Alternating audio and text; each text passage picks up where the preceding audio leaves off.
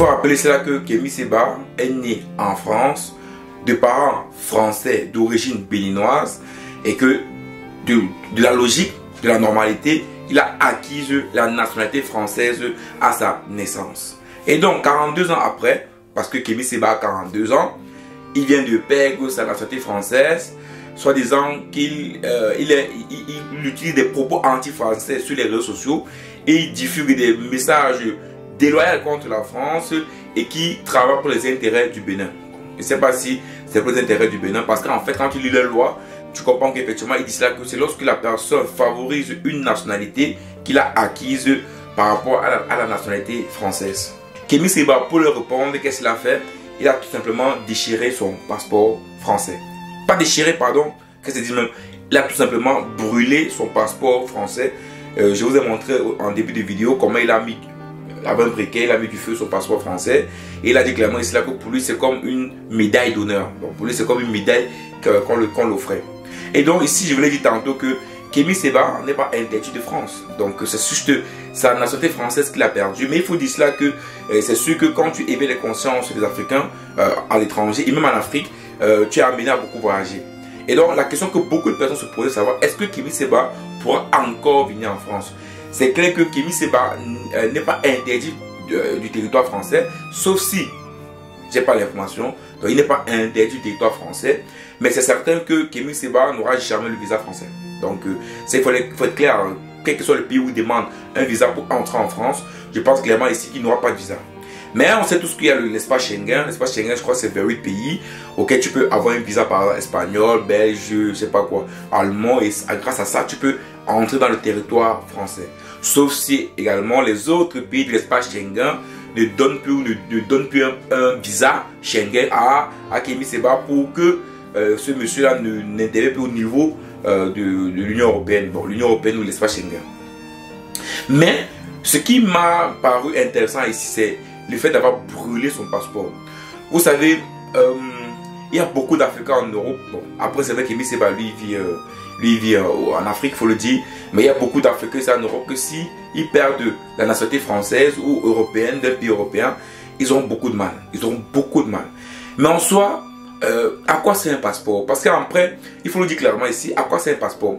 Moi, j'aime souvent dire que prendre une nationalité étrangère, moi par exemple, si je prends la nationalité belge par exemple, moi, c'est d'abord parce que ça me permet de pouvoir facilement voyager et me déplacer.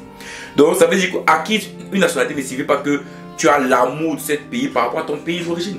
C'est pour ça que vous voyez par exemple que beaucoup d'Africains qui viennent en Europe, et même qui sont nés en Europe, bien qu'ils ont la nationalité européenne, ça n'empêche que si tu demandes entre ton pays africain et ton pays où tu as ta nationalité européenne, quel est le pays où tu as le plus d'amour, la majorité te diront qu'ils aiment leur pays d'origine.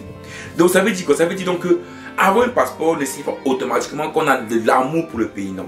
Il y a par exemple beaucoup d'hommes d'affaires qui prennent des passeports étrangers, des passeports français étrangers, parce que ça leur permet de vite voyager, de rapidement se déplacer, c'est tout. Par exemple, quand tu as un passeport français, tu passes mal aux États-Unis sans visa, tu passes mal au Canada, en Chine, oui, alors qu'avec un passeport africain, il te faut des visas. Et donc le visa souvent ça complète la tâche, surtout si tu as une personne qui est connue, populaire.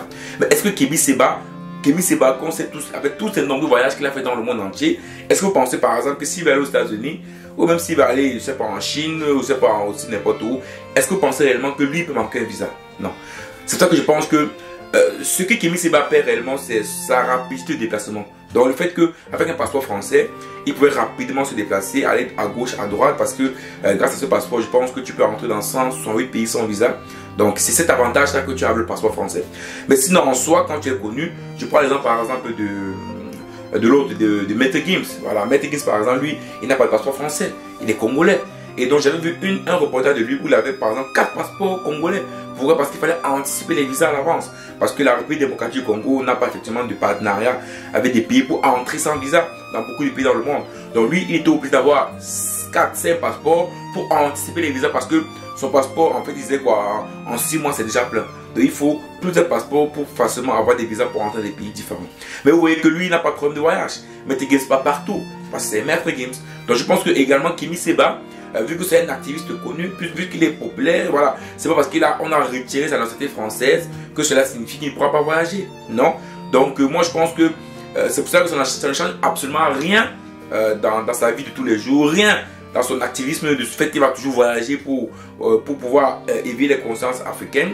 Et même au niveau du Schengen, moi je pense que tous les pays du Schengen ne sont pas tous d'accord en disant que c'est parce que la France ne donne plus le visa, la Belgique également ne donne plus le visa. Sauf s'il y a le cas, mais je ne pense pas que c'est le cas. Donc il pourra toujours avoir un visa belge, il pourra toujours avoir un visa, je sais pas, allemand, un visa portugais, je sais pas quoi. Et grâce à ce visa, il pourra toujours entrer en France et entrer dans d'autres pays de l'Union européenne. Kémy Séba, pour lui, c'est pas seulement un Béninois. Il prend la parole de l'Afrique. Donc moi je pense que c'est juste très fort de lui. Et aussi, si les Français ont décidé de le retirer sa nationalité française, c'est parce qu'ils ont compris également que c'est un monsieur qui combat réellement les préjugés français, qui est vraiment à fond pour que l'Afrique puisse être décolonisée, que l'Afrique puisse être libérée et qu'on puisse enfin se développer. Parce que les amis, il faut aussi dire la vérité. La France, depuis qu'elle est en Afrique, l'Afrique ne s'est pas développée. Vous voyez, quand Kémy Séba parle, lui, on a beau dire qu'il est anti-français, mais vous-même les Français, quand vous voyez ce que vous avez fait en Afrique depuis 64 ans, avant les indépendances et après les indépendances, où est-ce que l'Afrique se trouve? Vous pensez réellement que comment est-ce qu'on peut aimer la France? Surtout en Afrique.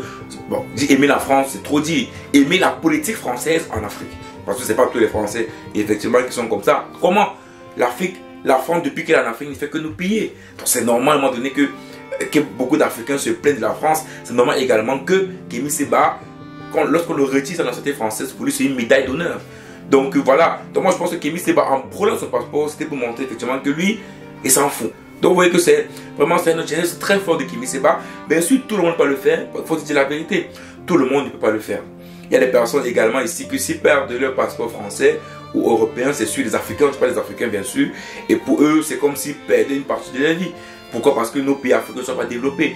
Mais ça n'empêche que même si tu as un passeport européen, ça n'empêche que tu aimes ton pays. Ça, il faut le savoir. Avoir un passeport européen ne signifie pas qu'on n'aime plus son pays. Non. Je vous dis bien, beaucoup d'Africains qui sont en Europe, ils adorent, ils aiment le pays. Ils veulent que les pays se développent. Tout le monde. Il n'y a pas un Africain en Europe qui ne veut pas de cela. Donc franchement, félicitations à Kémy Séba. Tu es vraiment un homme fort. Moi, je ne sais pas comment dire de toi.